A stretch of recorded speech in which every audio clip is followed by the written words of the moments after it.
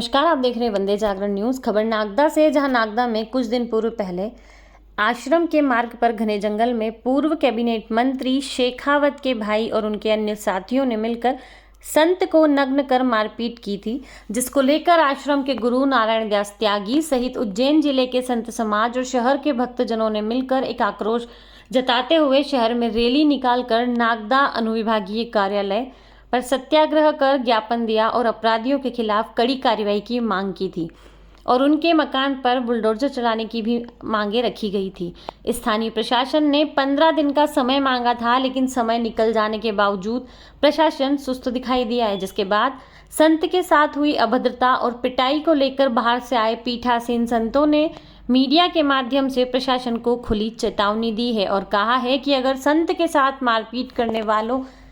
पर मांगी गई मांगों सहित कठोर कार्रवाई की जाए। वहीं संतों ने कहा है कि भाजपा पार्टी संत हितैषी पार्टी है, उसके बावजूद भी अगर संत सुरक्षित नहीं है तो आम जनता कैसे सुरक्षित अपने आप को मान ले। इसीलिए सभी ने चेतावनी प्रशासन को दी है कि शासन जल्द से जल्द कठोर कार्रवाई करे और सत्ता के जनप्रतिनिधियों के सहित मध्य प्रदेश के मुख्यमंत्री इस मामले की ओर ध्यान देवे, नहीं तो आने वाले समय में नागदा शहर में आम जनता सहित संतों का भारी जमावड़ा दिखाई देगा, जिसकी संपूर्ण जवाबदारी प्रशासन की होगी।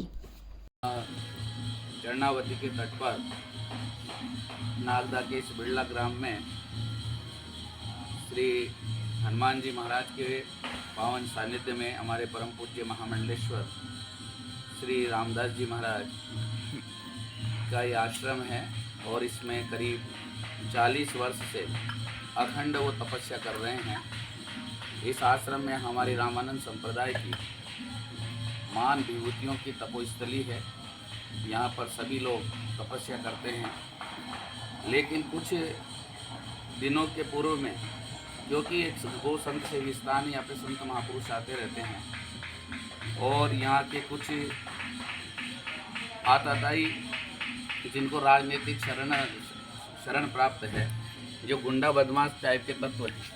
उन्होंने हमारे द्वारका से आए हुए श्री गोपाल दास जी महाराज उनके साथ में मारपीट की, उनके साथ गाली गलौज की। ये कभी भी इस तरह का अध्यक्ष परिवार का जो ये कृत्य किया है, उसको संत समाज कभी भी स्वीकार नहीं करेगा। मैं आपके माध्यम से माननीय मुख्यमंत्री जी को भी ये कहना चाहूँगा कि जिन भी लोगों ने,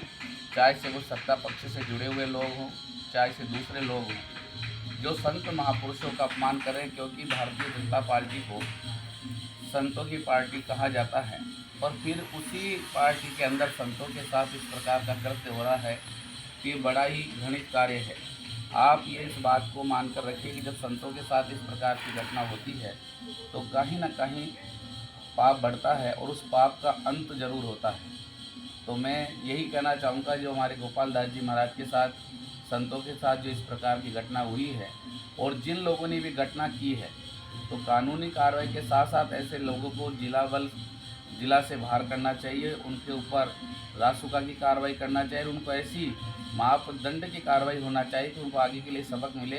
कि हमारे संत महापुरुषों के साथ किसी प्रकार की ऐसी घटना ना हो। आने वाले समय में अगर ऐसे लोगों के ऊपर कार्रवाई नहीं होती है तो अखिल भारतीय संत समिति के माध्यम से और हमारे सभी संत महापुरुष यहाँ नागदा में एकत्रित होंगे